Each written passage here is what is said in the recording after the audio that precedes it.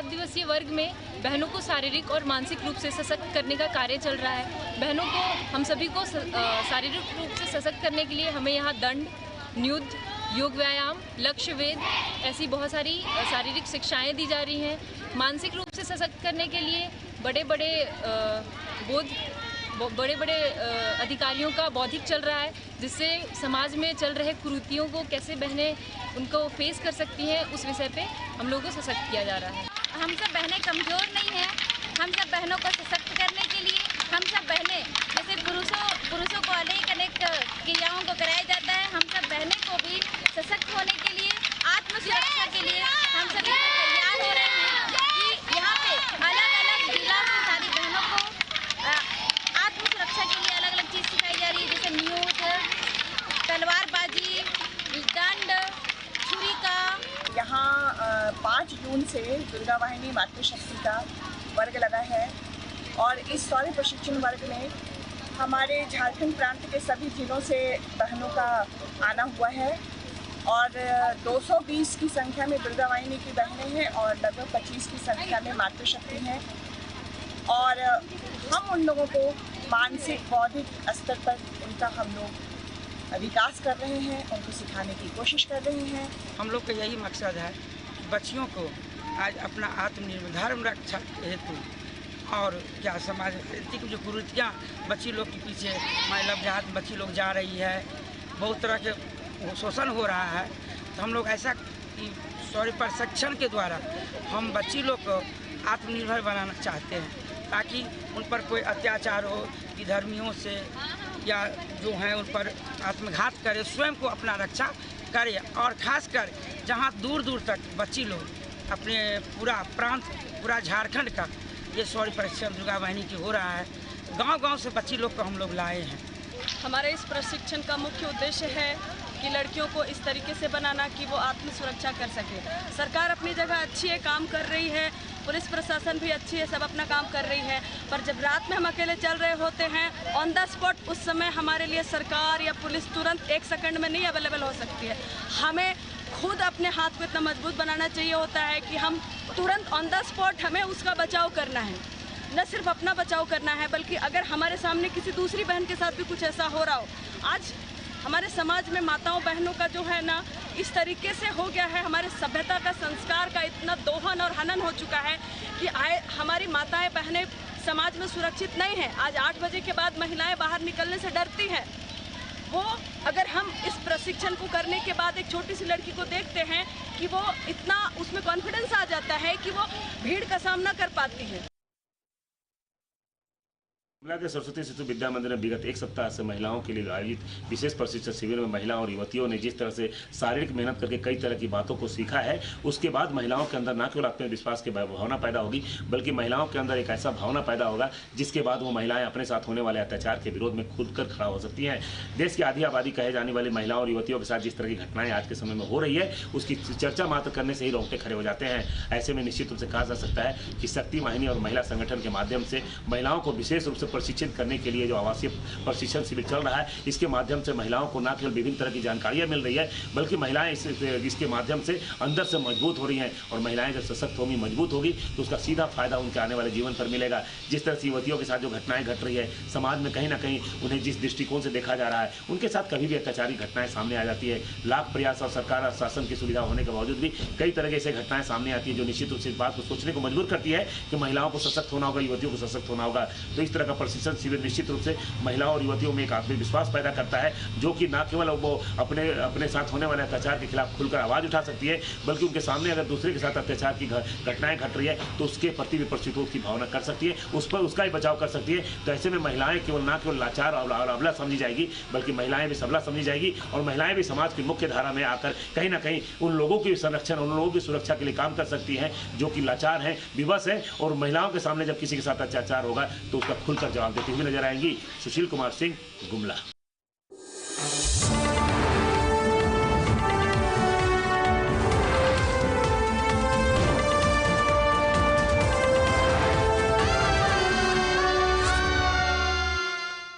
Kaveri easy fast hair colour बस 10 minute में बालों को फिर से खूबसूरत बना दे। Kaveri easy fast hair colour, easy भी और फास्ट भी। मैसेज फॉरवर्ड करने से पहले, वीडियो पर यकीन करने से पहले, हर फॉरवर्ड को सच मानने से पहले जरूरी है कि देश आंखें खोलकर देखे।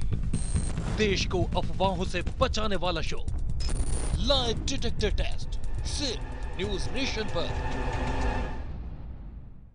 Kaveri easy fast hair colour बस 10 मिनट में बालों को फिर से खूबसूरत बना दे। Kaveri easy fast hair colour, easy भी और फास्ट भी।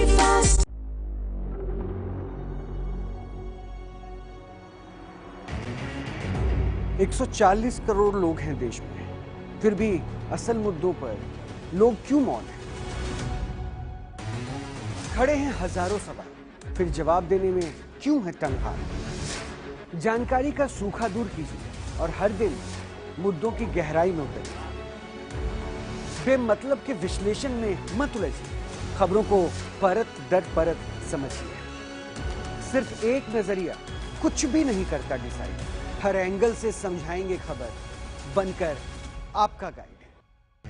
देखिए गाइड रात 9 बजे सिर्फ न्यूज नेशन पर। दुनिया का दायरा छूटता नहीं,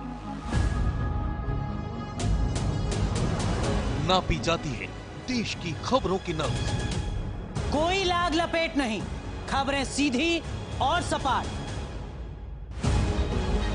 पक्की नजर और धाकड़अंदाज में देखिए अनुराग दीक्षित के साथ लाख टके की बात, सिर्फ न्यूज नेशन पर।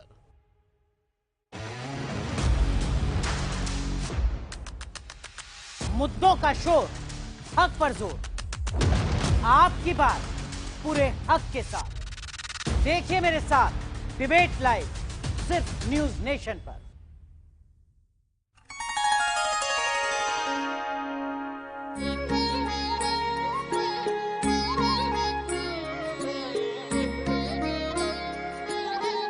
क्या कहते हैं आपके सितारे, कैसे चमकेगा आपकी किस्मत का तारा, ग्रहों की चाल का आपकी राशि पर क्या होगा असर। जानिए ज्योतिष से हर प्रश्न का उत्तर। देखिए 7 दिन के सितारे ज्योतिष एवं वास्तु विशेषज्ञ ब्रजभूषण मिश्र के साथ सिर्फ न्यूज नेशन पर।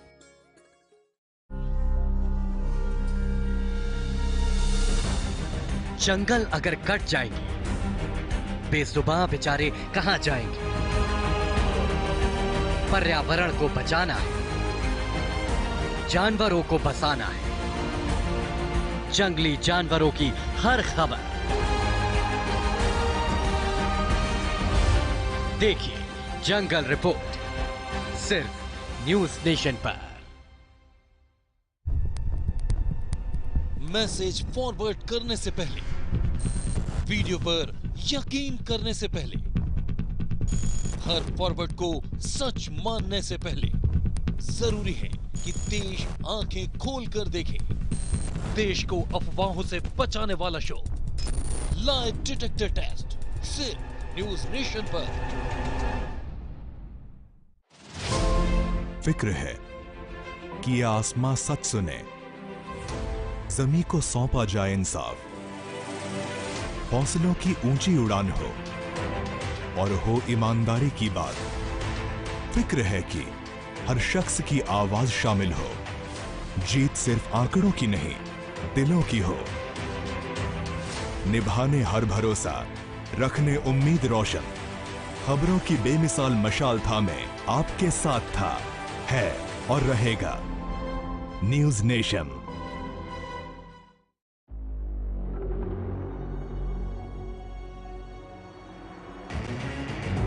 140 करोड़ लोग हैं देश में, फिर भी असल मुद्दों पर लोग क्यों मौन हैं? खड़े हैं हजारों सवाल, फिर जवाब देने में क्यों है तंगहार? जानकारी का सूखा दूर कीजिए और हर दिन मुद्दों की गहराई में उतरिए। बेमतलब के विश्लेषण में मत उलझिए, खबरों को परत दर परत समझिए। सिर्फ एक नजरिया कुछ भी नहीं करता डिसाइड, हर एंगल से समझाएंगे खबर, बनकर आपका गाइड। देखिए गाइड रात 9 बजे सिर्फ न्यूज नेशन पर। दुनिया का दायरा छूटता नहीं, नापी जाती है देश की खबरों की नब्ज। कोई लाग लपेट नहीं, खबरें सीधी और सपाट, पक्की नजर और धाकड़अंदाज में। देखिए अनुराग दीक्षित के साथ लाख टके की बात, सिर्फ न्यूज नेशन पर।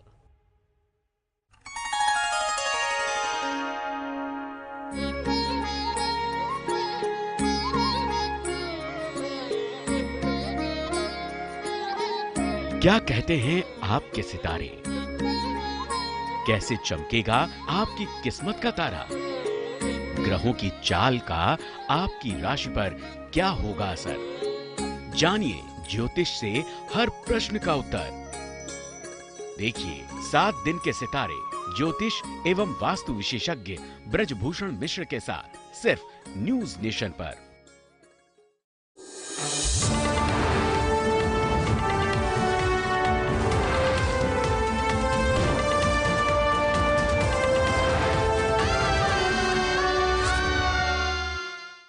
नमस्कार, न्यूज स्टेट बिहार झारखंड देख रहे हैं आप और मैं हूं आपके साथ अंकुर पांडे। बिहार में गर्मी से निजात नहीं मिल रही है। भीषण लू को लेकर के एक बार फिर मौसम विभाग की ओर से अलर्ट जारी किया गया है। इस बीच बिहार में स्कूल भी खुल गए हैं, लिहाजा भीषण गर्मी की चपेट में आने से बच्चे एक बार फिर बीमार पड़ रहे हैं। जमुई में भीषण गर्मी से 6 से ज्यादा बच्चे बीमार हो गए, जिन्हें जिला अस्पताल में भर्ती कराया गया। यहां आपको बता दें कि कुछ दिन पहले ही भीषण गर्मी के कारण जिले के कई स्कूलों में 29 से बच्चों और शिक्षकों की हालत बिगड़ गई थी, जबकि झाझा में एक शिक्षक की इलाज के दौरान मौत तक हो गई थी।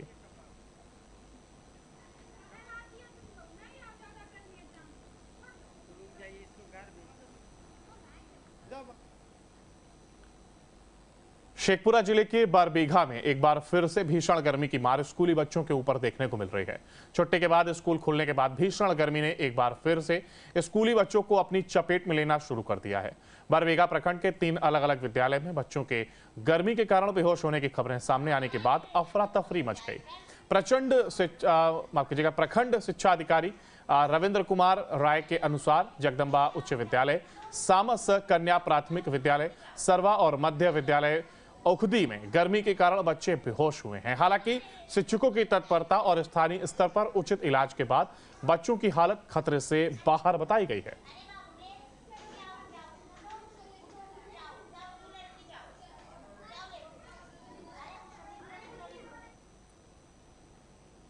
पूरे बिहार में भीषण गर्मी से जनजीवन अस्त व्यस्त हो गया है। खास करके भागलपुर में काफी तीखी गर्मी देखने को मिल रही है और जिसका परिणाम है कि लोगों की मुश्किलें भी बढ़ गई हैं। घर से निकलने वाले लोग चेहरा समेत पूरा शरीर ढक करके चल रहे हैं। गर्म हवाओं ने लोगों का जीना मुहाल कर दिया है। गर्मी से निजात पाने के लिए लोग शीतल पेय का सहारा ले रहे हैं, तो वहीं दूसरी तरफ स्कूल खुलने से बच्चे भी परेशान हैं। एक तरफ जहां सड़क पर सन्नाटा पसरा रहता है, तो वहीं छोटे छोटे बच्चे इस चिलचिलाती धूप में स्कूल जाने को मजबूर हैं।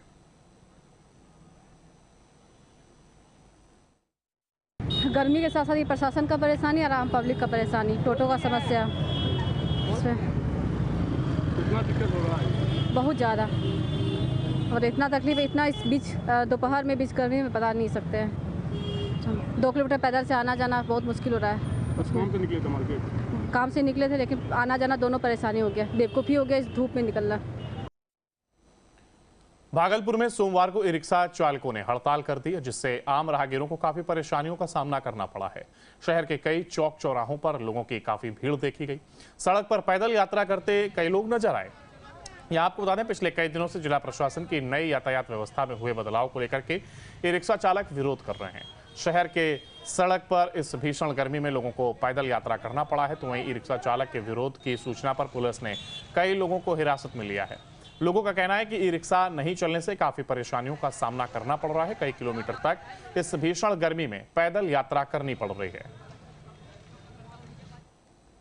देखिए, हड़ताल तो नहीं ही था, मतलब इसमें जो सामान्य रूप से जो हम लोग को जानकारी थी, हड़ताल वगैरह किन्हीं के पक्ष में नहीं था, लेकिन कुछ व्यक्तियों द्वारा इसमें बदमाशी की गई है और हम लोग को सूचना मिली कि जगह जगह चौक पे लाठी और ज़बरदस्ती लोगों को या फिर टोटो वाला को रोका जा रहा था, तो त्वरित वहाँ पे सभी जगह पे फोर्स भेज दिया गया है और साथ ही साथ कार्रवाई करते हुए ऐसे जितने भी उपद्रवी तत्व हैं उन सभी को अभी थाना में रखा गया है और हम लोग उस पर अभी FIR भी लॉन्च करेंगे और बाकी चीज़ एकदम सामान्य है और ट्रैफिक सुचारू तरीके से चल रही है और कोई समस्या नहीं है।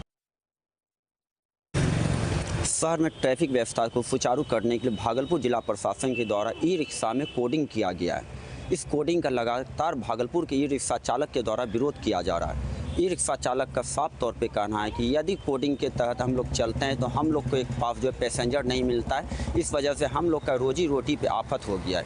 इसी के विरोध में आज भागलपुर के ई-रिक्शा चालक संघ के द्वारा बंद का आह्वान किया गया था। बंद के कारण जो आम राहगीरों को जो है आने जाने में काफ़ी परेशानी का सामना करना पड़ा। घटना की सूचना के बाद भागलपुर के सदर अनुमंडला पदाधिकारी धनंजय कुमार घटनास्थल पर पहुंचे और इस जगह जो ई-रिक्शा चालक से जो बातचीत भी किया उन्होंने साफ तौर पे कहा कि ये ई-रिक्शा चालक का कारनामा नहीं है, इस बीच किसी असामाजिक तत्व जो है इन लोगों के साथ आ गया है। कुछ असामाजिक तत्वों को जो है भागलपुर पुलिस के द्वारा हिरासत में लिया गया है और उससे पूछताछ किया जा रहा है। आलोक झा, न्यूज स्टेट, भागलपुर। भागलपुर जिला प्रशासन की ओर से ई-रिक्शा के लिए की गई कोडिंग की व्यवस्था से नाराज होकर के एक साथ सभी ई-रिक्शा चालकों ने हड़ताल कर दी है। हड़ताल के कारण यात्रियों के साथ मरीजों का काफी परेशानियों का सामना करना पड़ रहा है। खास करके दूर-दराज गांव से इलाज के लिए भागलपुर आने वाले मरीजों और परिजनों को खासा परेशानी झेलनी पड़ रही है। हालांकि जिला प्रशासन ने ई-रिक्शा चालकों से बात कर हड़ताल खत्म करवा दी है। इस दौरान कई असामाजिक तत्वों पर कार्रवाई भी की गई है। सर गाड़ी नहीं चल रही सर, इसलिए परेशानी है सर। कहाँ से आना हुआ है? हम लोग बाका से आए हैं सर। किस लिए आना हुआ है? मेरा बेटा का एक्सीडेंट हो गया था 15 फरवरी को। अच्छा। उसी दिन से हम लोग बेचैन है सर, इलाज करवा रहे थे पटना से, उसके बाद फिर यहाँ भागलपुर आए। हाँ, तो फिर यहाँ पे यहीं इलाज करवा रहे हैं। गाड़ी नहीं मिल पा रही? गाड़ी नहीं मिल पा रहा। गोद में लेके जा। जी। क्यों गोद में क्यों लेके जा? सुविधा नहीं है सर, क्या करें। परेशानी हो रही है? जी काफी हो रही है, गर्मी बहुत है सर। गोपालगंज में पुलिस को बड़ी सफलता हाथ लगी है। आपको बता दें, नगर थाने की पुलिस ने साइबर अपराधी गिरोह के 12 सदस्यों को गिरफ्तार किया, जिनके पास से पुलिस ने 7 लैपटॉप, 42 मोबाइल फोन, 5 लैपटॉप के charger, 17 mobile charger, 1 wifi router, 7 extension board, 75 SIM card, 5 bank passbook, 16 ATM card, 3 आधार कार्ड, 3 पैन कार्ड, 6 चेकबुक बरामद की हैं। गिरफ्तार साइबर अपराधियों में से 8 अपराधी उत्तर प्रदेश के गाजीपुर जिले के, तो 3 गोपालगंज जिले के, तो 1 पश्चिमी चंपारण का रहने वाला बताया जा रहा है। गिरफ्तार सभी साइबर अपराधी ऑनलाइन गेमिंग के जरिए लोगों से पैसे की ठगी किया करते थे और फिलहाल पुलिस सभी अपराधियों को गिरफ्तार कर पूछताछ में जुट गई है। गोपालगंज पुलिस के द्वारा साइबर अपराधियों पर बहुत बड़ी कार्रवाई की गई है और कुल 12 साइबर अपराधियों को पुलिस ने गिरफ्तार किया है और इन साइबर अपराधियों के पास से कुल 7 लैपटॉप, 42 मोबाइल और 5 लैपटॉप के चार्जर और 17 मोबाइल के चार्जर, साथ ही साथ 75 सिम कार्ड और 16 ATM कार्ड बरामद किए गए हैं। और ये जो अपराधी हैं ये अलग अलग जिले और अलग अलग राज्यों के रहने वाले हैं। ये अंतर्राज्यीय गिरोह है जो नगर थाना क्षेत्र अंतर्गत कुछ दिनों से ऑपरेट कर रहा था। इसमें से 6 से 7 अपराधी जो हैं उत्तर प्रदेश के जिला गाजीपुर के रहने वाले हैं और कुछ हमारे जिले के भी रहने वाले हैं, कुछ अपराधी जो है पश्चिम चंपारण जिले के भी रहने वाले हैं। इनका पूर्व में भी आपराधिक इतिहास रहा है जिसको खंगाला जा रहा है। इन अपराधियों से पुलिस ने गहन पूछताछ की है और इन अपराधियों ने बताया है कि ये ऑनलाइन गेमिंग जो महादेवा गेमिंग ऐप है जो भारत देश में बैन किया गया है, इस ऑनलाइन गेमिंग ऐप के थ्रू स्कैम कर भोले भाले लोगों को ठगते थे, उनका पैसा अपने अकाउंट में ट्रांसफर कराते थे। लोकसभा चुनाव का समापन हो चुका है और इसके बाद चुनाव कर्मियों के भुगतान में विवाद सामने आने लगा है। इसी कड़ी में पश्चिमी चंपारण के उप निर्वाचन पदाधिकारी को मतगणना कर्मियों को 700 रुपए कम देना महंगा पड़ गया। जिला पदाधिकारी सह जिला निर्वाचन पदाधिकारी दिनेश कुमार राय ने पत्रांक 556 दिनांक 30 मई को पत्र लिख करके उप निर्वाचन पदाधिकारी पश्चिम चंपारण से 24 घंटे के अंदर में जवाब मांगा है। जवाब नहीं देने पर उन्होंने पत्र में यह भी लिखा है कि निवर्तमान आयोग को आगे अग्रसित कर दिया जाएगा। पश्चिमी चंपारण के उप निर्वाचन पदाधिकारी लाल बहादुर राय पर मतदान कर्मियों को कम पैसा देने का आरोप लगा है। आपको बता दें कि आरोप के मामले में जिला पदाधिकारी दिनेश कुमार राय ने एक लेटर जारी करते हुए उन्होंने स्पष्टीकरण की मांग की है। उन्होंने लेटर जारी करते हुए 500 पत्रांक 556 दिनांक 30 मई को मांग किया है कि आपने मतदान कर्मियों और मतगणना कर्मियों को पैसा कम दिया है, 700 रुपया कम देने का मामला प्रकाश में आया है, आप स्पष्टीकरण 30 मई तक दे दें। लेकिन आज 2 जून बीत जाने तक भी उन्होंने अभी तक कोई उसका जवाब नहीं दिया है। उनसे दूरभाष पर बात किया गया तो उन्होंने कहा कि ऐसी गलती हुई है, हम मेरे द्वारा या मेरे कार्यालय के कर्मियों द्वारा इसको ठीक कर लिया जाएगा और पैसा बाकी जो नहीं दिया गया उन लोगों को दे दिया जाएगा। लेकिन बता दें कि इसकी चर्चाएं जोरों पर चल रही है। जिला पदाधिकारी ने अपने आवेदन में पत्र में उन्होंने कहा है कि अगर आप नहीं देते हैं जवाब तो आगे भी इसको अग्रेसित कर दिया जाएगा। बेतिया से न्यूज़ नेशन सत्येंद्र पांडे। बेगूसराय में बीच सड़क पर मां और बेटी की 2 युवकों ने बीच सड़क पर जमकर पिटाई कर दी और इस बीच लोग तमाशबीन बन करके पिटाई देखते रहे। पूरा मामला नगर थाना क्षेत्र के कालीस्थान चौक के पास का है। महिला ने बताया कि बिट्टू और अविनाश नामक लड़के ने जबरन मेरी बेटी से बातचीत करता है और जबरन शादी करने की बात कहता है। इसका विरोध मेरी बेटी और मैंने किया तो इसी से नाराज होकर के दोनों युवक आए और जमकर पिटाई करने लगे। उन्होंने बताया कि इससे पहले भी मारपीट की थी और जबरन शादी करना चाहता है। मारला के एक राशि बच गया बा। हाँ। कल का बिहार जरा गुरबाज बिहार करते हैं हमारे बेटी। अच्छा। रोज रात के रात मन करे हमें माँ ही है, हम बेटी दूसर खोज कर रही है। है ले कल का तो मीमांस कर बिहार कर हमारे बेटी तोरा की कम तो जो मारे लगले हमरा। अभी काहे के लिए मारा? नहीं बात। अच्छा। नहीं बात। हाँ दोनों छोड़ा ले मारे तरी डॉक्टर को मार। दोनों पीले खैले के लिए रे चल चिन्ह छो दोनों। हाँ चिन्ह है। अच्छा। ये हमारे घर बिगाड़ दल के जेवर बंधक धर के सब पैसा ले लल के बच्चा। अच्छा। सुनो साल 2 बरस से लगे हमारे बेटी। प्रधानमंत्री नरेंद्र मोदी ने रविवार को अपनी पूरी कैबिनेट के साथ लगातार तीसरी बार पद की शपथ ली थी। प्रधानमंत्री पद की शपथ के लगभग 16 घंटे बाद उन्होंने इस कार्यकाल की अपनी पहली फाइल पर हस्ताक्षर किए हैं। पीएम मोदी ने सोमवार को विधिवत तरीके से प्रधानमंत्री पद का कार्यभार संभाला। उन्होंने कार्यभार संभालते ही पीएम किसान निधि सम्मान योजना से जुड़ी फाइल पर साइन किया। पीएम किसान निधि सम्मान योजना की 17वीं किस्त से जुड़ी फाइल को हरी झंडी दी गई है। इसके साथ ही लगभग 20,000 करोड़ रुपए आवंटित किए जाएंगे, जिससे देश के 9.3 करोड़ किसानों को लाभ होगा। और इस दौरान प्रधानमंत्री मोदी ने कहा है कि हमारी सरकार किसान कल्याण के प्रति पूरी तरह से समर्पित है और इसलिए ये वाजिब था कि पहली फाइल जिस पर साइन किया जाना है वह किसानों के कल्याण से जुड़ी हुई हो और हम आने वाले समय में किसानों के लिए और कृषि सेक्टर के लिए अधिक से अधिक काम करना चाहते हैं। मोदी कैबिनेट ने रविवार को शपथ के बाद सोमवार को 2 अहम फैसले लिए हैं। ये दोनों फैसले प्रधानमंत्री आवास योजना के तहत लिए गए। पहले बड़े फैसले के तहत मोदी कैबिनेट की पहली बैठक में प्रधानमंत्री आवास योजना के तहत 2 करोड़ अतिरिक्त घरों को मंजूरी मिल सकती है, तो वहीं दूसरे बड़े फैसले के तहत इस योजना में लाभार्थियों को दी जाने वाली सहायता में करीब 50% की वृद्धि की जा सकती है। सरकार की बात आती है तब वो अकेला मोदी नहीं होता है, उसके जो हजारों दिमाग उसके साथ जुड़े हुए हैं, हजारों मस्तिष्क जो इस काम में लगे हुए हैं, हजारों भुजाएं जिस काम को कर रही है, एक जो विराट रूप है उसी का परिणाम होता है कि सामान्य मानवी को भी उसके सामर्थ्य का साक्षात्कार होता है। और एक बार जब सामर्थ्य का साक्षात्कार हो जाता है तो समर्पण अपने आप समाहित हो जाता है। और ये पूरा 3 महीने का कालखंड उस सामर्थ्य के साक्षात्कार का,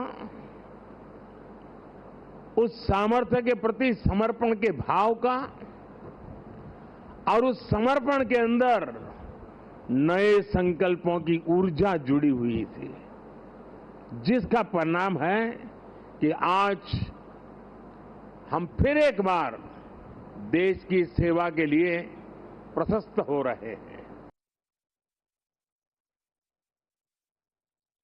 कई लोग मुझे इस चुनाव में भी और हमेशा, मैं पिछले 30 साल से ये सवाल सुन सुन के थक चुका हूं कि इतनी एनर्जी लाते कहां से हो, थकते क्यों नहीं हो, मुझे लोग पूछते रहते।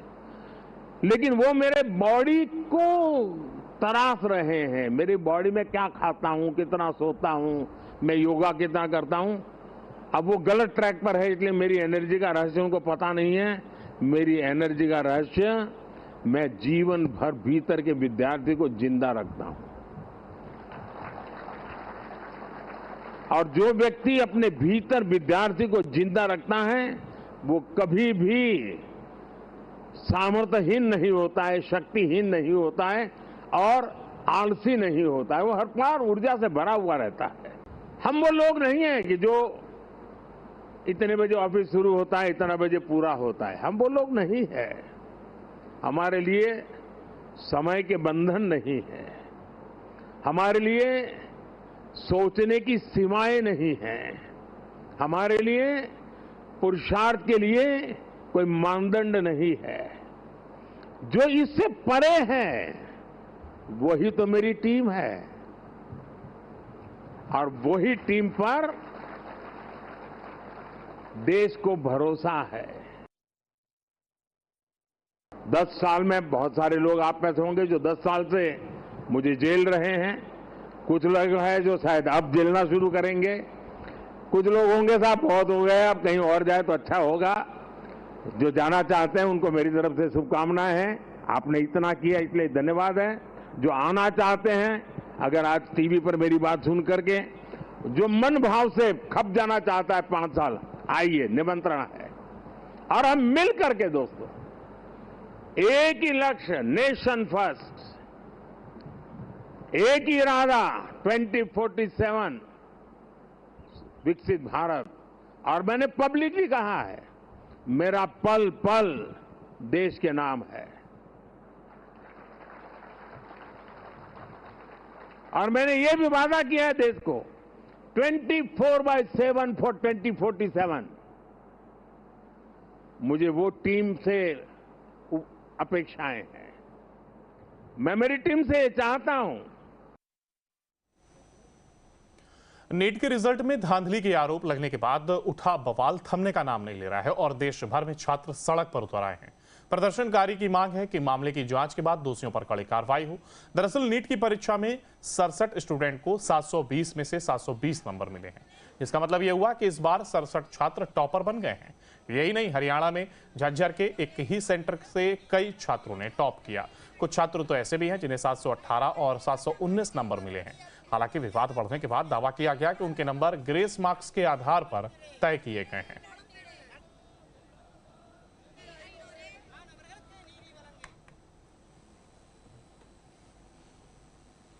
विद्यार्थी परिषद आज पूरे देश के अंदर देशव्यापी आंदोलन कर रहा है। नीट के अंदर जिस प्रकार से ब्यूरोक्रेसी ने भ्रष्टाचार किया है, 23 लाख स्टूडेंटों को भविष्य ब्यूरोक्रेसी के अंदर बेचा है। अपनी कमियों को छुपाने के लिए जिस दिन सबसे बड़े लोकतंत्र का रिजल्ट आना होता है, उसी दिन आप अपना कमियों को छुपाने के लिए रिजल्ट जारी करते हो। अगर हम बात करते हैं कि वापस भी पेपर कराएंगे तो पेपर कराने में वापस बच्चों को मेंटलिटी वापस प्रेशर आएगा, माँ बाप भी डिस्टर्ब होते हैं। तब एक बच्चा के साथ साथ माँ बाप भी सफ़र करता है, पूरा परिवार सफ़र करता है। तो हमारा मानना है कि पेपर लीक में जो जिन्होंने किया है उन पर कड़ी से कड़ी सजा होनी चाहिए। और अब बात पाकिस्तान को लगे सदमे की। T20 वर्ल्ड कप के मुकाबले में भारत ने पाकिस्तान को एक बार फिर हरा दिया है और इस हार के साथ ही पूरा पाकिस्तान मातम मना रहा है। और Pakistani cricket fans team Babar को वापस लौटने पर सबक सिखाने की चेतावनी दे रही है। टीम इंडिया से मिली हार के बाद पाकिस्तानियों के दिल भी टूटे हैं और कई लोगों ने अपने टीवी भी तोड़े हैं। पूरा पाकिस्तान कैसे अपनी टीम को कोस रहा है, इस रिपोर्ट में देखिए।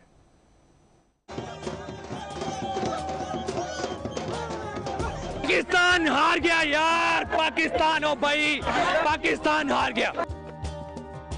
T20 मुकाबले में टीम इंडिया से हारने के बाद पाकिस्तानी पस्त हैं। कोई रो रहा है तो कोई मरने मारने पर आमादा है।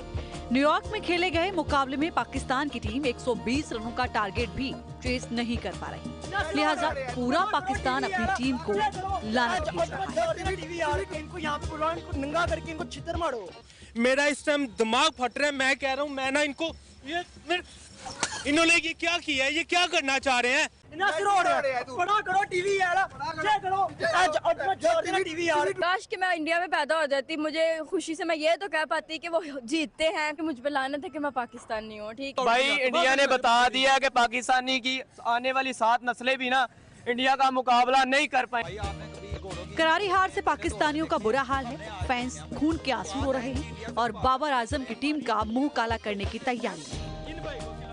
लानत नहीं, मैं कहता हूँ लख लानत है तुम्हारी इतने होने के ऊपर, तुम्हारी पैदाइश पे लानत है, तुम्हारी डेट ऑफ बर्थ पे लानत है, तुम्हारी उस जगह पे लानत है जहाँ तुम्हारी पैदाइश हुई थी, उस एम्बुलेंस पे लानत है जिसके अंदर तुम आए थे, उस बेड पे लानत है जिस बेड के ऊपर तुम्हारी पैदाइश हुई थी। लानत तो है इनके ऊपर, ये पाकिस्तानी टीम ने। पूरा पाकिस्तान सदमे में है। बाबर आजम की टीम को लोग देखना तक नहीं चाहते। हार के बाद हर तरफ हाहाकार मचा है। तौबा नाउजुबिल्लाह, खुदा बने हो हमारे ऊपर। ये ऊपर से जो आज इंडिया ने मैडम इनके साथ कर दिया, मैं कहता हूँ यार कभी पूरे वर्ल्ड में ऐसा नहीं हुआ। मतलब कोई, मैं हैरान हूँ और मेरा दिल खून के आंसू हो रहा है कि इन बगैरतों ने इतना जलील करा दिया कि मैं आपको क्या बताऊँ। पाकिस्तानी टीम वालों, मेरी बात ये अपने ज़हन में रखना, बाबर आजम खास तौर पर तू ये ज़हन में रखी, तूने उधर हार के हमारा पाकिस्तानी अवाम का मुँह काला करवाया। जिस दिन तुम पाकिस्तान में घुसे तो मैं तुम्हें कह रहा हूँ ये कोले से तुम लोगों का मुंह काला करूंगा। अपने मोहल्ले के छोटे छोटे बच्चे लेके एयरपोर्ट पे आ जाऊंगा। जिस एयरपोर्ट पे भी तुम लोग आए ना, ये कोलों से तुम्हारा मुंह काला करूंगा। लानत हो पाकिस्तानी टीम तुम लोग पे। पाकिस्तान की टीम ने जिस तरह क्रिकेट खेली और मैदान में जिस अंदाज में कप्तान बाबर आजम नजर आए, उसके बाद लोगों का गुस्सा 7वें आसमान पर। इन्होंने ये क्या किया है, ये क्या करना चाह रहे हैं? इन्होंने तो हमें जलील करा के रख दिया है। और यार पाकिस्तान मैच फिर हार गया इंडिया से। दोबारा मैच हार गया इंडिया को रख दिया यार। इन्होंने जलील करा के रखता है सानू यार। इन्होंने सानू जलील करा के रखता है यार। अगर लोग हमारा नुकसान क्यों कर रहे हो? कितने पैसे यार? ए भर यार, ए भर यहाँ पर आके हंगामा कर रहे हैं। जा यार, अगे दिमाग खराब होया यार मेरा। यार हर बार का हो गया वर्ल्ड कप में 7-0 हम लोग 7-0 हमारा यानी कि रिकॉर्ड लगाया है कि हम 7 बार इंडिया से हार चुके वर्ल्ड कप में। अब इन्होंने 8-0 कर दिया है। ट्रैक्टर बेच के आया हूँ, $3000 की टिकट ली है। पाकिस्तानी क्रिकेट फैंस के दिल टूटे हुए हैं। कई दर्शक तो ऐसे हैं जो अपना सामान बेचकर मैच देखने न्यूयॉर्क पहुंचे थे, लेकिन टीम बाबर ने उन्हें मायूस कर दिया। काफी लोगों इन पे मर जाओ डूब के यार। मैं ये इस नाम की वजह से, अबे तुझे मैंने ठीक बोला था एक जगह, तू करियाना की दुकानी चला रहा होता अगर तू पाकिस्तान के नाम से क्रिकेट नहीं खेलता है। तू मोची बन जा। मोची भी काबिले एहतराम पेशा है, तू वो भी नहीं बन सकता क्योंकि तू मेरिट पे ही नहीं है। विराट कोहली से मवाजना करेंगे, रोहित शर्मा से मवाजना करेंगे। अबे तूने सर्कल के ऊपर से एक शॉट पावर, तू ये मैच पावर प्ले में हार गया। तू मैच तुझसे 30 रन नहीं बने बेहया। जैसे ही भारत ने मैच जीता, पाकिस्तानी अपने रिएक्शन देने लगे। ट्रैक्टर बेच के आया हूँ, $3000 की टिकट ली है और बस ये बिल्कुल भी ज़हनों को मान में नहीं था कि मैच हारेंगे। स्पेशली जब स्कोर देखा था 120 का, मुझे लगा कि बहुत ही अचीवेबल स्कोर है। भारत से मिली इस हार के बाद टीम बाबर पर वर्ल्ड कप से बाहर होने का खतरा मंडराने लगा है। इसीलिए पाकिस्तानी स्टेडियम में ही आंसू बहाने लगे। टीम इंडिया के गेंदबाजों ने बेहद कम स्कोर को डिफेंड किया, जिसके बाद पूरे देश में लोगों ने जमकर जश्न मनाया। अरे भारत हमेशा पाकिस्तान के ऊपर रहा है और जिंदगी भर पाकिस्तान के ऊपर। पाकिस्तान क्रिकेट क्लब ने बंद करना चाहिए। क्रिकेट क्लब 120 भी उनको हो नहीं पाया और जीता तो भी चलेगा, पर पाकिस्तान खिलाफ नहीं हारेंगे। जय हिंद। इफ्तिकार अहमद ने तो प्रोटीन खाया था 6 मारने को बुमराह के ओवर में, पर वो भी नहीं कर पाया वो। फैंस को उम्मीद है कि रोहित शर्मा की अगुवाई वाली टीम इस बार T20 का खिताब अपने नाम जरूर करेगी। मगर तमाम क्रिकेट फैंस को इस बात की ज्यादा खुशी है कि भारत ने पाकिस्तान को एक बार फिर हरा दिया। यानी वर्ल्ड कप जीतने जैसी खुशी फैंस को पाकिस्तान पर मिली जीत के बाद ही होने लगी। Team news nation. बोकारो के सेक्टर 12 थाना इलाके में एयरफोर्स पुणे में तैनात कर्नल अजय कुमार की जमीन पर जमीन माफियाओं ने कब्जा करने की कोशिश की। जमीन माफियाओं की ओर से मारपीट और फायरिंग किए जाने का ये मामला सामने आया। दरअसल कर्नल के प्लांट कंस्ट्रक्शंस का काम चल रहा था और इसी दौरान HK सिंह के गुंडों ने मौके पर पहुंच करके काम कर रहे मजदूरों के साथ मारपीट की है। ये जमीन 1999 में मेरी मदर के नाम से अलॉटेड उस समय से HK सिंह से पहले एक इंदु शंकर नाम का एक गुंडा हुआ करता था यहाँ पे, वो परेशान करता था। 2012 में ये HK सिंह ये 1111 नहीं, सिर्फ यही नहीं है, 10, 11, 12, 13 पीछे 16 सब हड़प के बैठा है और वो इसी चीज़ का फ़ायदा उठाता है कि मतलब यहाँ कुछ विवाद कर दें और उसके बाद काम रुक जाए। आज क्या हुआ? आज हम अपना प्लॉट पे बाउंड्री करा रहे थे। हम जब उधर DC मैडम के पास थे अभी इसी को लेके, सब मामले को लेके, तो बीच में सूचना मिली कि यहाँ पे कुछ जो मेरे लेबर काम कर रहे थे उनको मारपीट के भगा दिया गया है। गोली चलने की भी बात आ रही है। अब ऐसा कोई पुष्टि नहीं कर रहा है किसी बात की, अब कह नहीं सकते इस पर। लेकिन अगर ऐसे गोली चली है तो ये बहुत ही मतलब ग्रेविटी वाली चीज़ है, इसको बहुत सीरियसली लेना चाहिए। अगर ऐसा जांच में निकल के आता है तो 11 से 11 प्लॉट है बारी कोऑपरेटिव। सूचना मिली थी कि इस प्रकार के यहाँ पे कुछ झगड़ा किया गया है। प्लॉट पे निर्माण कार्य चल रहा था, कर्नल साहब हैं, उनके प्लॉट पे निर्माण कार्य चल रहा था। सूचना मिली थी कि यहाँ पे कुछ जो है सो असामाजिक तत्वों के द्वारा आकर के यहाँ पे लेबर के साथ मारपीट की सूचना या फिर धक्का मुक्की की सूचना उन लोगों के साथ की गई है। डराने धमकाने की बात अभी तक आई है। जिस सूचना में यहाँ पे लोकल जो सेक्टर 12 थाना वो भी आई, मुझे भी सूचना मिला, मैं भी आया। जहाँ तक बात है फायरिंग की तो ऐसा कुछ अभी तक स्पष्ट नहीं हो पा रहा है। एक र्यूमर भी हो सकता है कि झगड़ा जब हुआ तो उसमें कि कहीं से उड़ा होगा र्यूमर की फायरिंग हुआ, क्योंकि पूरा चारों तरफ सर्च भी किया गया जिस एरिया वहाँ भी किसी प्रकार का ये फायरिंग का कोई प्रमाण नहीं मिला है अभी तक। हालांकि हम लोग CCTV वगैरह भी चेक करवा रहे हैं, अगर इस प्रकार का होगा तो सुसंगत धारा में भी FIR किया जाएगा। हालांकि अभी कर्नल साहब को बताया गया है कि एक आवेदन देने के लिए मारपीट जो हुआ है वो चीज़ जो मजदूर यहाँ काम कर रहे थे उनसे भी पूछताछ अभी की जाएगी। झारखंड में सेशन शुरू हुए 2 महीने बीत गए हैं, लेकिन गिरिडीह जिले की सरकारी स्कूल में पहले से 12वीं तक के 3.5 लाख से अधिक बच्चों को किताबें नहीं मिल सकी हैं। 8 जून से स्कूल खुल गए, लेकिन बच्चे बिना किताबों के ही स्कूल जा रहे हैं। सरकारी स्कूलों में छात्र छात्राओं को किताब के लिए इंतजार करना पड़ रहा है। अधिकारियों की लापरवाही से राज्य सरकार की कक्षा 1 से 12 तक के सरकारी स्कूलों में मुफ्त किताबें दिए जाने की योजना पर पानी फिर रहा है। आपको बता दें कि हर साल पहले 12वीं तक के बच्चों को स्कूल के माध्यम से निःशुल्क किताबें दी जाती हैं। किताबों के अभाव में अधिकांश बच्चे का जो समय है वो पूरी तरीके से बर्बाद हो रहा है। बहुत ही दुर्भाग्यपूर्ण बात है कि हमारे गिरिडीह जिला में लगभग 3158 विद्यालय हैं और 3.5 लाख छात्र हैं। सरकार की उदासीनता आप देख सकते हैं कि सेशन का 2 माह बीत जाने के बाद भी अभी तक किसी विद्यालय में पुस्तक पठन पाठन के लिए उपलब्ध नहीं हो सका है और जिस कारण छात्रों का पढ़ाई बाधित हो रहा है। 2 महीने के बाद भी अगर विद्यालय में छात्रों को पुस्तक उपलब्ध नहीं कराई जाती है, ये सरकार की जो कमियां हैं उसे उजागर कर रही है। मैं जिला प्रशासन से, शिक्षा विभाग से आग्रह करता हूं कि शीघ्र अतिशीघ्र इस पर ध्यान दिया जाए, क्योंकि यह छात्रों के भविष्य का सवाल है। समय पर विद्यालय में पुस्तक पहुंचाई जाए जिससे बच्चों की पढ़ाई बाधित न हो। और इसी के साथ बुलेटिन में फिलहाल इतना ही। बाकी की तमाम अपडेट के लिए आप लगातार बने रहिए न्यूज़ स्टेट बिहार झारखंड के साथ। नमस्कार।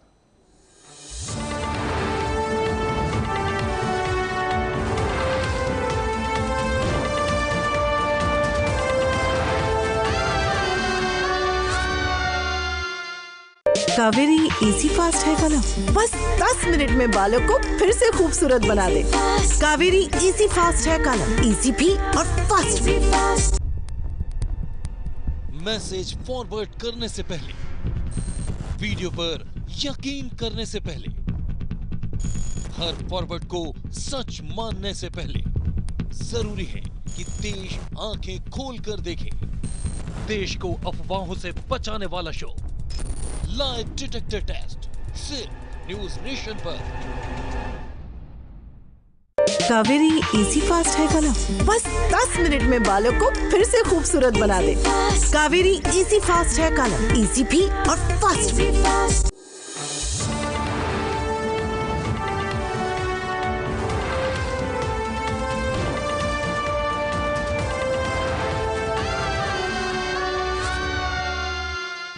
Kaveri easy fast hair colour बस 10 मिनट में बालों को फिर से खूबसूरत बना दे। Kaveri easy fast hair colour, easy भी और फास्ट भी। मैसेज फॉरवर्ड करने से पहले, वीडियो पर यकीन करने से पहले, हर फॉरवर्ड को सच मानने से पहले जरूरी है कि देश आंखें खोल कर देखे। देश को अफवाहों से बचाने वाला शो लाई डिटेक्टर टेस्ट सिर्फ न्यूज नेशन पर। Kaveri easy fast hair colour बस 10 मिनट में बालों को फिर से खूबसूरत बना दे। Kaveri easy fast hair colour, easy भी और फास्ट भी।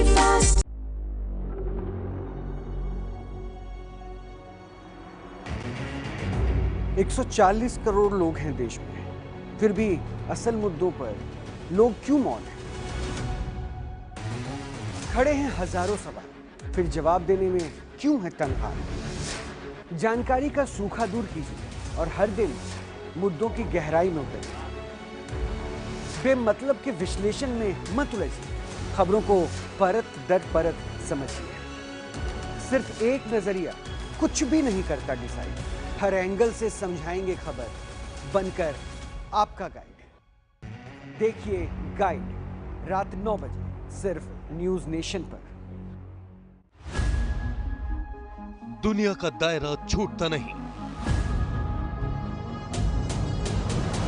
नापी जाती है देश की खबरों की नब्ज।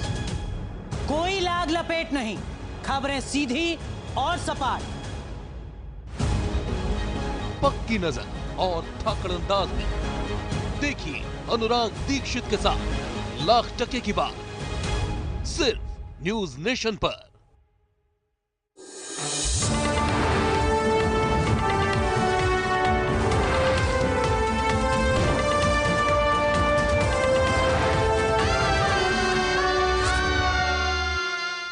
नमस्कार, न्यूज स्टेट बिहार झारखंड देख रहे हैं आप और मैं हूं आपके साथ अंकुर पांडे। मोदी सरकार 3.0 में विभागों का बंटवारा सामने आया और नितिन गडकरी को सड़क परिवहन मंत्रालय सौंपा गया है। अजय टम्टा सड़क परिवहन राज्य मंत्री, तो वहीं हर्ष मल्होत्रा सड़क परिवहन राज्य मंत्री, एस जयशंकर को विदेश मंत्रालय का जिम्मा दिया गया। तो एक बार देखिए ये क्या दोबारा प्रभार सौंपा गया है या क्या रिपीट किया गया है? विदेश मंत्रालय का जिम्मा जहां एस जयशंकर को, तो वहीं नितिन गडकरी को सड़क परिवहन मंत्रालय दिया गया। इसके साथ ही अजय टम्टा को सड़क परिवहन राज्य मंत्री, हर्ष मल्होत्रा को सड़क परिवहन राज्य मंत्री बनाया गया। तो एक और नितिन गडकरी को जहां सड़क परिवहन मंत्रालय दिया गया, तो वहीं एस जयशंकर को विदेश मंत्रालय। और खबर दिल्ली से, जहां पर मोदी कैबिनेट का पहला और बड़ा फैसला, 3 करोड़ घरों के निर्माण का यह ऐलान। पीएम आवास योजना के तहत घरों का यह निर्माण, टॉयलेट, बिजली और गैस कनेक्शन की सुविधा भी मिलेगी। मोदी सरकार 3.0 का एजेंडा तैयार हो गया है, जिसके बाद अब सरकार एक्शन में आ गई है। मोदी कैबिनेट की पहली बैठक में बड़ा फैसला लिया गया है और पीएम आवास योजना के तहत 3 करोड़ अतिरिक्त घर के निर्माण का फैसला लिया गया है। मोदी सरकार 3.0 ने यह घोषणा की है कि 3 करोड़ और घरों का निर्माण किया जाएगा। इन घरों में शौचालय के साथ साथ नल का भी कनेक्शन होगा। आपको बता दें कि बीते 10 सालों में अब तक मोदी सरकार ने 4.21 करोड़ घर बनाए हैं।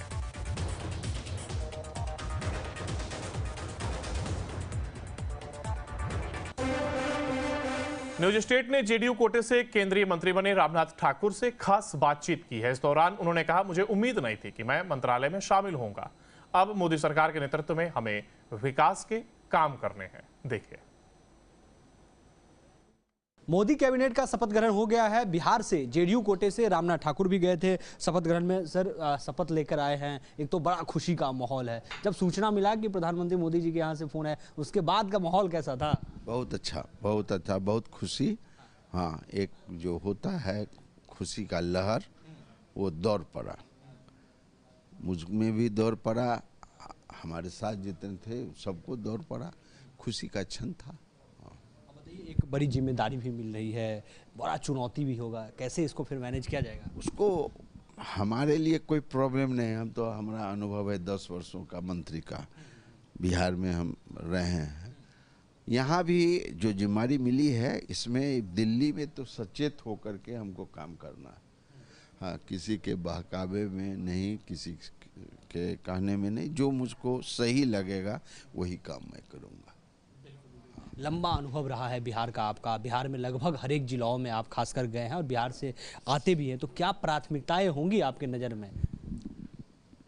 बिहार की जो समस्या है या पूरे हिंदुस्तान की जो समस्या है, उस समस्या को जो एनडीए गठबंधन है उस नेता लोग आपस में सामंजस्य किए होंगे, बैठक किए होंगे और कैसे कैसे हमको उन बिंदुओं पर आगे बढ़ना है, काम करना है, उसका आप आज नतीजा देखिए कि आज प्राइम मिनिस्टर कार्यालय को संभाले और एक कलम से लंबित किसानों का जो मामला था उसको सॉल्व कर दिए, निधि वाला पैसा वाला। यही है। तो अब अभी तो 5 वर्ष है, हम लोगों को अभी विभाग मिला नहीं है, तो जिन जिन लोगों को विभाग मिलेगा उसमें वो आगे बढ़ेंगे।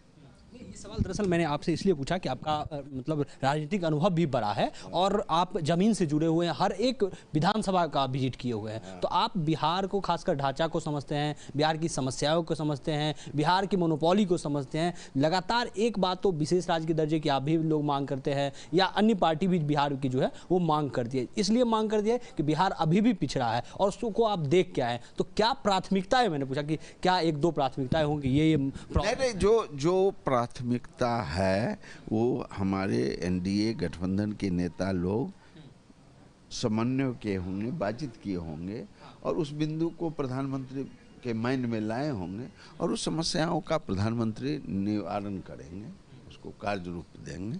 ये तो ये हमारे साथ कर्पूरी ठाकुर के बेटे रामनाथ ठाकुर जी थे।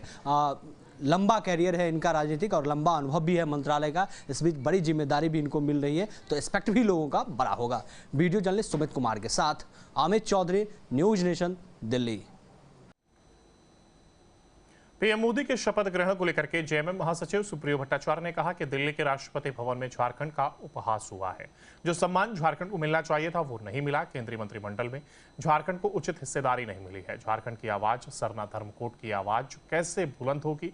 झारखंड ने बीजेपी को कोई सांसद दिए, बदले में बीजेपी ने क्या दिया? एक राज्य मंत्री बनाया गया है और चंद्र प्रकाश चौधरी भूमिपुत्र हैं, लेकिन उन्हें भी किनारा कर दिया गया। बीजेपी ने घुसपैठियों को राज्य मंत्री का पद देकर के स्पष्ट कर दिया कि झारखंड के मूलवासी और आदिवासियों का मोदी जी को कोई फिक्र नहीं है। कुल 80 सदस्यीय प्रधानमंत्री के साथ मंत्रिमंडल हो सकता है 73 लोगों ने लिया है। हम लोग आशा करेंगे कि जो 7 जगह बचा हुआ है, कम से कम एक कैबिनेट मिनिस्ट्री राज्य हित में, वो मेरे राजनीतिक विरोधी हैं, लेकिन राज्य हित सर्वोपरि है, कि कम से कम उन 7 में से एक कैबिनेट मिनिस्टर और एक स्टेट मिनिस्टर स्वतंत्र प्रभार और हम लोगों को मिलना चाहिए।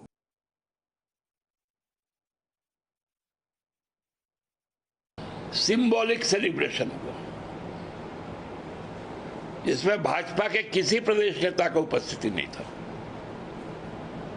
यह मायूसी है भाजपा में।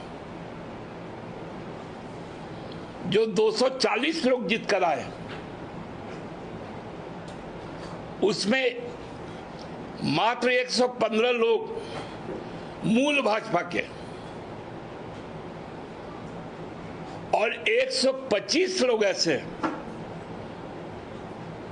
जो अन्य दलों से भाजपा में आए। इसलिए भाजपा में हतोत्साह है। जो भाजपा मोदी जी की सरकार, मोदी जी की गारंटी कहता था, आज इसको बोलना पड़ता है मेरा नेता चंद्रबाबू नायडू, मेरा नेता नीतीश कुमार, मेरा नेता चिराग पासवान, मेरा नेता एकनाथ शिंदे। वो मजबूर हो गया है, वो नहीं बोल पाता है कि मेरा नेता नरेंद्र मोदी। गांडी उपचुनाव जीतने के बाद अब जेएमएम विधायक कल्पना सोरेन ने शपथ ली है। शपथ ग्रहण झारखंड विधानसभा में किया गया। झारखंड विधानसभा अध्यक्ष रविंद्र नाथ महतो ने कल्पना सोरेन को शपथ दिलाई। इस दौरान कल्पना सोरेन का पूरा परिवार भी मौजूद रहा।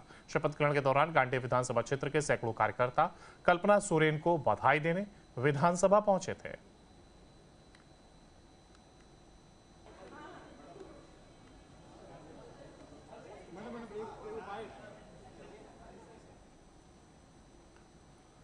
उप मुख्यमंत्री विजय सिन्हा पीएम मोदी के शपथ समारोह में शामिल होकर के बिहार लौट गए हैं। इस दौरान डिप्टी सीएम विजय सिन्हा ने बहुत बड़ा बयान दिया। उन्होंने कहा कि बिहार को अच्छी भागीदारी मिली है, प्रधानमंत्री को इसके लिए धन्यवाद है, उनके लिए आभार है। उन्होंने कहा कि तीसरी बार राष्ट्र बनाने का संकल्प के साथ सरकार बनाई है।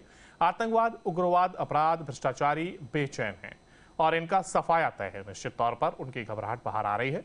साथ ही साथ उन्होंने कहा कि कोई किंग है ना ही कोई मेकर है।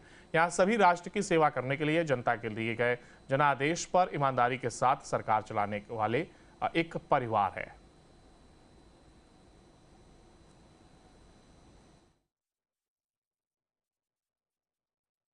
देखिए, देश की जनता का जनादेश और आशीर्वाद मिला, तीसरी बार प्रधानमंत्री बने और बिहार को अच्छी भागीदारी हुई है। प्रधानमंत्री जी को हृदय से धन्यवाद और देश जी की जनता का प्रति आभार है कि आपने तीसरी बार विकसित भारत बनाने के संकल्प को साकार करने का अवसर दिए हैं। देखिए, न यहाँ कोई किंग है न मेकर है, यहाँ सभी राष्ट्र की सेवा करने के लिए और जनता के दिए जनादेश का ईमानदारी से विकसित भारत बनाने के संकल्प को साकार करने वाले लोगों का एक परिवार है। आतंकवाद, उग्रवाद, अपराध और भ्रष्टाचारी बेचैन है और इनकी सफाया तय है। लोकसभा चुनाव के बाद अब पूर्णिया जिले के रुपौली विधानसभा सीट पर उपचुनाव होगा। इसको लेकर के चुनाव आयोग ने तारीखों की घोषणा कर दी है। आगामी 10 जुलाई को मतदान होगा, 13 जुलाई को मतगणना होगी। चुनाव आयोग की तरफ से बताया गया है कि रुपौली विधानसभा सीट पर उपचुनाव को लेकर के 14 जून से नामांकन होगा। 21 जून को नामांकन की आखिरी तारीख है। उसके बाद 24 जून को नामांकन फॉर्म की जांच की जाएगी, जिसके बाद 26 जून तक कैंडिडेट अपना नामांकन वापस ले सकेंगे। और ये विधानसभा सीट बीमा भारती के पाला बदलने और इस्तीफे के कारण खाली हुई थी। इसके बाद अब आयोग वहां चुनाव को लेकर के अधिसूचना जारी कर दी है।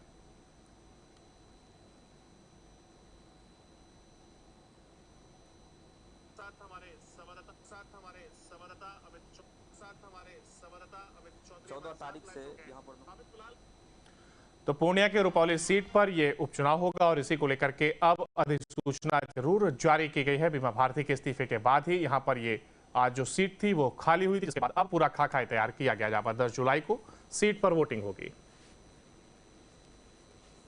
लोकसभा चुनाव संपन्न होने के साथ रुपौली विधानसभा उपचुनाव की तारीखों का घोषणा भी इलेक्शन कमीशन के द्वारा कर दिया गया। यहाँ 10 जुलाई को वोट डाले जाएंगे। अभी इसको लेकर धमदान मंडल कार्यालय में बैठकों का दौर भी जारी और यहीं पर नॉमिनेशन की प्रक्रिया होगी। 14 तारीख से यहाँ पर नॉमिनेशन होगी, यानी 14 जून से यहाँ नामांकन की प्रक्रिया शुरू होगी। नामांकन की आखिरी तारीख 21 जून रखी गई, जबकि 24 को स्क्रूटनी का कार्य किया जाएगा। वहीं जो नाम वापसी की आखिरी तिथि होगी वो 26 जून को रखी गई है, जबकि 10 जुलाई को वोट डाले जाएंगे। वहीं 13 को मतगणना होगी। इसको लेकर सारी तैयारियों को अंतिम रूप देने हेतु धमदान मंडल कार्यालय में पदाधिकारियों की बैठकों का दौर जारी है। आज इसको लेकर जो तैयारियां थी उसकी समीक्षा की गई और 14 जून से इसी अनुमंडल कार्यालय में जो भी प्रत्याशी होंगे वो अपना नामांकन दाखिल कर पाएंगे।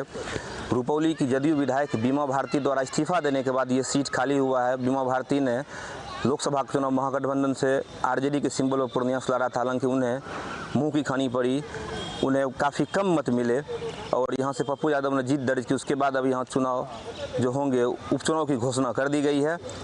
यहाँ से इस बार जो कयास लगाए जा रहे हैं कि बीमा भारती की बेटी चुनावी मैदान में महागठबंधन से उतर सकती है, जबकि एनडीए से लोजपा के पूर्व विधायक रविशंकर सिंह का नाम भी सामने आ रहा है। जबकि ये सीट जदयू की परंपरागत सीट रही तो हो सकता है कि जदयू यहाँ से अपने उम्मीदवार को उतारे, हालांकि ये सब आने वाले दिनों में स्पष्ट हो पाएगा। Sushant Kumar, news nation, Purnia. राज्य में पुलिस मुख्यालय में कानून व्यवस्था को लेकर के सभी जिलों के एसएसपी और वरीय अधिकारियों ने बैठक की है। बैठक के बाद डीजीपी अजय कुमार सिन्हा ने कहा है कि राज्य के सभी जिलों के एसएसपी और अन्य अधिकारी मौजूद रहे। क्राइम कंट्रोल के साथ पॉक्सो से संबंधित विषय पर चर्चा हुई। एनडीपीएस एक्ट पर भी बात हुई है। उन्होंने कहा है कि पिछले साल के मुकाबले इस साल अपराध में कमी आई है। राज्य में सिर्फ 5 जिले नक्सल प्रभावित जिले हैं। सबसे अधिक नक्सल प्रभावित जिला चाईबासा है, उस पर काम चल रहा है। डीजीपी ने कहा है कि एनडीपीएस पर लगातार काम चल रहा है। इस पर हाईकोर्ट के अलावा सरकार की भी नजर बनाई हुई है। सरकार के सभी विभाग सहयोग कर रहे हैं। बालू खनन पर रोक है और शिकायत मिली तो जरूर कार्रवाई होगी। आइडेंटिफिकेशन सब उनका जगहों का हो चुका है कि कहाँ कहाँ पर नक्सल गतिविधियाँ हैं, लेकिन जैसा आपने कहा कि अब तो लगातार उनकी जो जिलों की संख्या है वो भी कम हो गई है। पहले 24 के 24 जिलों में से अब मात्र कुल 5 और 5 में से भी एक मोस्ट अफेक्टेड डिस्ट्रिक्ट बचा है चाईबासा का, और वहाँ पर भी जैसा कि आप जानते हैं लगातार ऑपरेशन चल रहे हैं, अभी भी ऑपरेशन वहाँ चल रहे हैं और जिस तरीके की सफलताएँ मिली हैं तो हमको लगता है कि जल्दी ही वो जो नक्सल गतिविधि है वो कम से कम हो जाएगी। लगातार काम चल रहा है और वो तो उसकी मॉनिटरिंग तो डिफरेंट लेवल्स पर भी हो रही है। ऑनरेबल हाई कोर्ट भी लगातार मॉनिटर कर रहे हैं, गवर्नमेंट के लेवल पर भी हो रही है और इसी का, और हम लोग तो पहले से भी इसमें काम कर ही रहे थे और इलेक्शंस के दौरान भी काफ़ी ज़्यादा ह्यूज रिकवरीज और काफ़ी ज़्यादा उसमें अरेस्ट वगैरह हुए हैं और ये काम लगातार चल भी रहा है और जो अच्छा काम करने वाले पदाधिकारी हैं उनको मतलब मोटिवेट किया जा रहा है, पुरस्कृत किया जा रहा है और जो नहीं कर रहे हैं उनको मतलब वहाँ पर उनके अगेंस्ट में एक्शन कर लेने की भी अब बात हो रही है। तो कोशिश यही है और उसमें मतलब कि सरकार के जो अन्य विभाग हैं उनका भी पूरा सहयोग मिल रहा है अपार्ट फ्रॉम एनसीपी, तो लगातार कार्रवाई जारी है। पटना विमेंस कॉलेज में पढ़ने वाली सेकेंड और थर्ड ईयर की छात्राओं ने सड़क पर उतरकर प्रदर्शन किया है और कॉलेज के गेट के सामने प्रदर्शन कर रही छात्राओं ने आरोप लगाया है कि अटेंडेंस कम होने के चलते इन्हें फेल कर दिया गया, 1 साल पीछे कर दिया गया, इससे इनका भविष्य और 1 साल बर्बाद हो जाएगा। काफी संख्या में मौजूद छात्राओं ने कॉलेज प्रशासन के खिलाफ हंगामा किया और विरोध जताया है। कॉलेज के बाहर प्रदर्शन कर रही छात्राओं का कहना है कि हम लोगों की मांग है कि फिर से परीक्षा ली जाए। कॉलेज प्रशासन का कहना है कि 60% अटेंडेंस होनी चाहिए। अगर हम लोगों को 59% अटेंडेंस है तो परीक्षा नहीं देने दिया जा रहा है। कॉलेज गेट के बाहर प्रदर्शन कर रही छात्रा ने कहा है कि करीब 200 छात्राओं को ईयर बैग लगा रहे हैं। कॉलेज 200 छात्राओं को पास करे या फिर परीक्षा ले ले, नहीं तो कॉपी सार्वजनिक तौर पर जांच करे।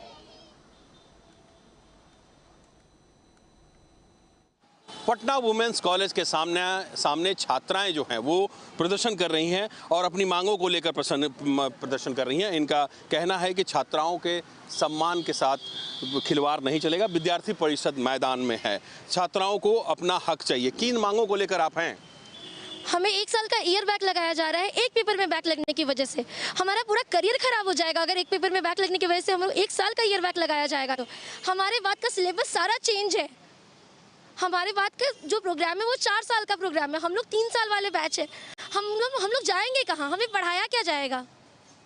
1 साल ईयर बैक लगने को लेकर आप लोग प्रदर्शन कर रही हैं, क्या मांगे? देखिए, हमारी मांगे ये है कि जो पटना विमेंस कॉलेज की जो छात्राएं हैं, एक जो डिपार्टमेंट है, एक सेमेस्टर में अगर किसी एक भी सब्जेक्ट में इनका क्रॉस है तो उनको वो ना ही प्रमोट कर रही हैं, जबकि पटना विमेंस कॉलेज का रूल है कि जो अगर एक सब्जेक्ट में किसी का क्रॉस लग जाता है उसको 3 बार मौका दिया जाता है। बट इनका कहना है कि हमने रूल चेंज कर दिया। अरे भाई, तो आपने रूल चेंज किया तो आप हमें बताएंगी ना। और आज हम जो पटना विमेंस के बाहर गेट पे ऐसे खड़े हैं इतनी गर्मी में, हमने प्रिंसिपल से, हेड ऑफ द डिपार्टमेंट से, एग्जामिनेशन कंट्रोलर से, डीन से, सबसे मिल लिया। सबका कहना है सिस्टर के पास 150 लड़कियों ने एप्लीकेशन दिया, सीधे उन्होंने लिख के दिया कि आप जाके पढ़िए रूल बुक पढ़िए। यानी तानाशाही रवैया चल सही रहा। और दूसरी चीज़ आप देख रहे होंगे कि ये तमाम छात्राएं जो भी हमारे साथ है सबने अपना फेस कवर कर रखा है। क्यों? क्योंकि अगर इन्होंने जो फेस कवर कर रखा है, अगर ये फेस देख लेंगे सीसीटीवी कैमरे से तो इन्हें सीधे रिस्ट्रिकेट कर देंगे। आप बताइए कि क्या छात्राओं को अपने आवाज़ उठाने का अधिकार नहीं मिला है क्या हम लोगों को? इनका कहना है कि हम जो चाहे वो करेंगे, आप चुपचाप तानाशाही सहते रहिए। मेरा एक तो पटना विमेंस कॉलेज इतना फीस देके, इतना टफ एंट्रेंस पास करके स्टूडेंट जाती हैं और अंदर में जाके जो स्टूडेंट इस तरह के माहौल में रहेंगे उन पे क्या बीतेगा?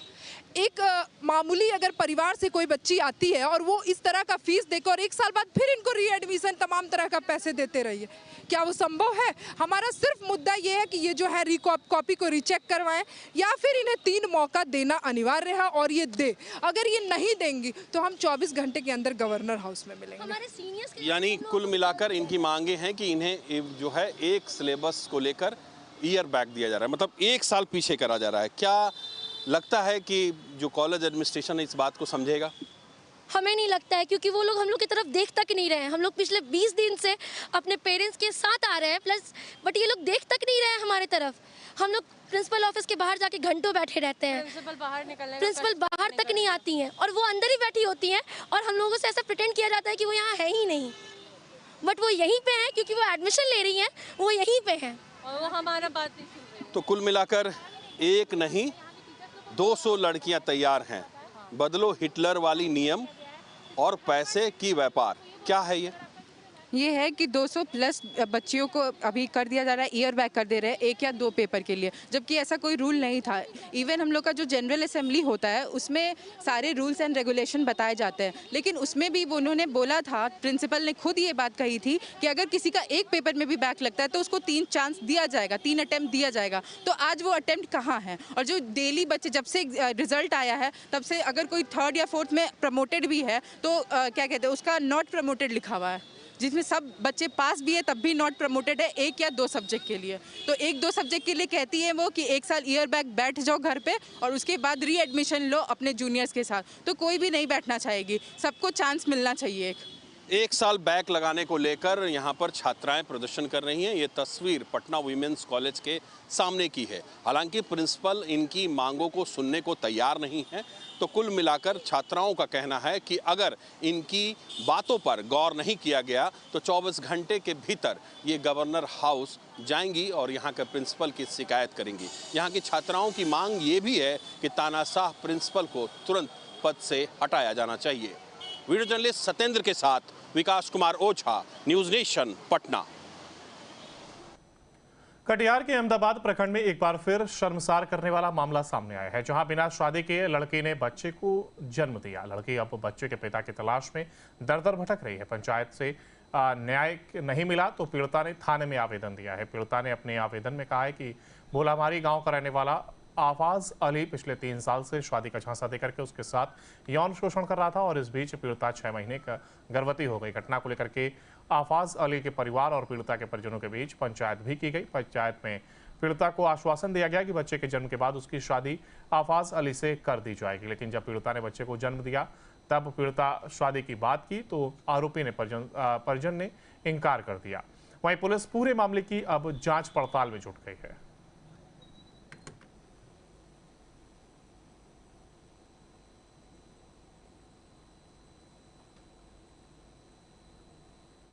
तीन साल से सम्मत था और बोला शादी करेंगे और अभी मतलब कि बच्चा हुआ, विचार बैठा, बच्चा होने के पहले 6 महीना के बाद, उसके बाद बगीचा विचार बैठा, वहाँ का विचार नहीं माना गया। उसके बाद चेयरमैन के यहाँ विचार बैठाया, वो लोग मेरा घर जाने लगा कि बार जाने लगा कि रह केस उस नहीं करना है, विचार करके सम्मत हम घर लेके चले जाएंगे। अब विचार करा, उसके बाद चेयरमैन के यहाँ बोला कि बच्चा होने के बाद 15 दिन के बाद लेके चले जाएंगे। और अभी लड़का मम्मी, लड़का दादा इनकार हो रहा है, लड़का पापा सब इनकार कर रहा है कि नहीं करेंगे शादी। क्यों नहीं शादी करना चाहते? पता रहे, अब हम लोग को पता नहीं। बोलता शादी करेंगे यदि तो शादी करके उसका माँ के घर रखेंगे और हम दूसरे शादी बेटा को करा के अपना घर रखेंगे। लड़की 3 साल से रहता था, हमको पता नहीं था। हमको जानकारी हुआ तो हम जानकारी के साथ हमको कोई कहा कि इससे खबर है। जानकारी होने के बाद हम विचार बैठाए। विचार में बोला उन लोग कि टाका ले लो, टाका ले करके लड़की को अपना ही दे करके चले जाओ।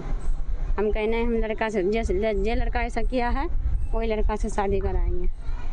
बच्चा किनका है? बच्चा आफाज अली का है।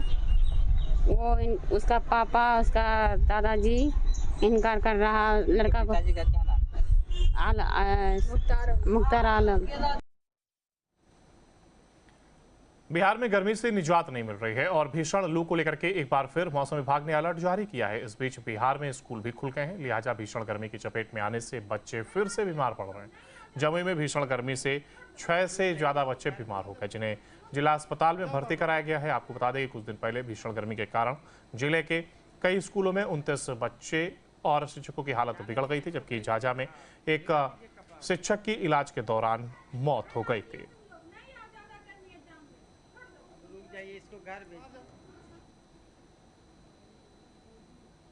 शेखपुरा जिले के बरबीघा में एक बार फिर से भीषण गर्मी की मार स्कूली बच्चों के ऊपर देखने को मिल रही है। छुट्टी के बाद स्कूल खुलने के बाद भीषण गर्मी ने एक बार फिर से स्कूली बच्चों को अपनी चपेट में लेना शुरू कर दिया है।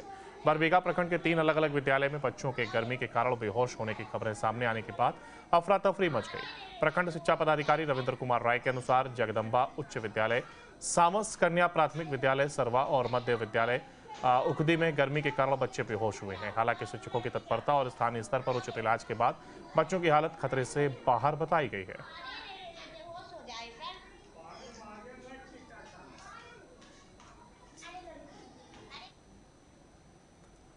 पूरे बिहार में भीषण गर्मी से जनजीवन अस्त व्यस्त हो गया है। खास करके भागलपुर में काफी तीखी गर्मी पड़ रही है, जिसका परिणाम यह है कि लोगों को मुश्किलें सामने आ रही हैं। घर से निकलने वाले लोग चेहरा समेत पूरा शरीर ढक करके चल रहे हैं। गर्म हवाओं ने लोगों का जीना मुहाल कर दिया है। गर्मी से निजात पाने के लिए लोग शीतल पेय का सहारा ले रहे हैं, तो वहीं दूसरी तरफ स्कूल खुलने से बच्चे भी परेशान हैं। एक तरफ जहां सड़क पर सन्नाटा पसरा रहता है, तो वहीं छोटे छोटे बच्चे इस चिलचिलाती धूप में स्कूल जाने को मजबूर हैं। गर्मी के साथ साथ ये प्रशासन का परेशानी और आम पब्लिक का परेशानी, टोटो का समस्या,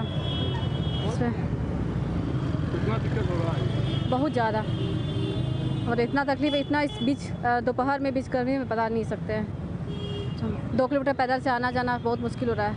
काम से निकले थे मार्केट? काम से निकले थे, लेकिन आना जाना दोनों परेशानी हो गया। बेवकूफ़ी हो गया इस धूप में निकलना।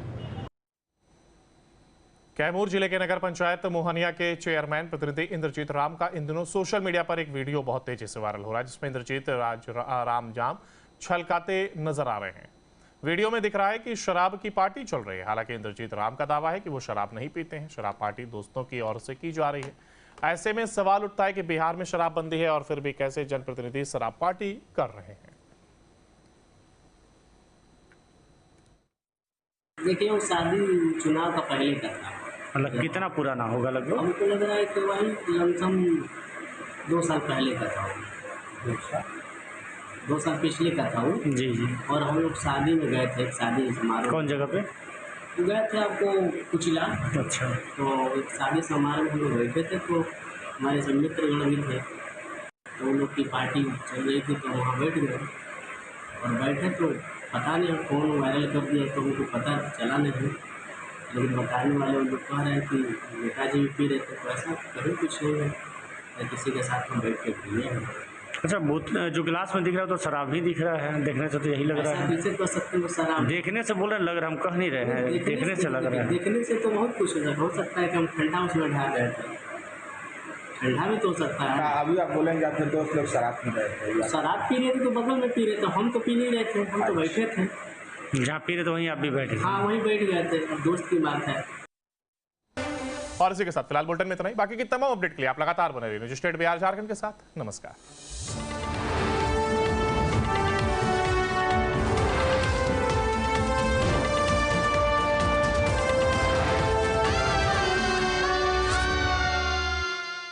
Kaveri easy fast hair colour बस 10 मिनट में बालों को फिर से खूबसूरत बना दे। Kaveri easy fast hair colour, easy भी और फास्ट भी। मैसेज फॉरवर्ड करने से पहले, वीडियो पर यकीन करने से पहले, हर फॉरवर्ड को सच मानने से पहले जरूरी है कि देश आंखें खोलकर देखे। देश को अफवाहों से बचाने वाला शो लाइव डिटेक्टर टेस्ट सिर्फ न्यूज नेशन पर। Kaveri easy fast hair colour बस 10 मिनट में बालों को फिर से खूबसूरत बना दे। Kaveri easy fast hair colour, easy भी और फास्ट भी।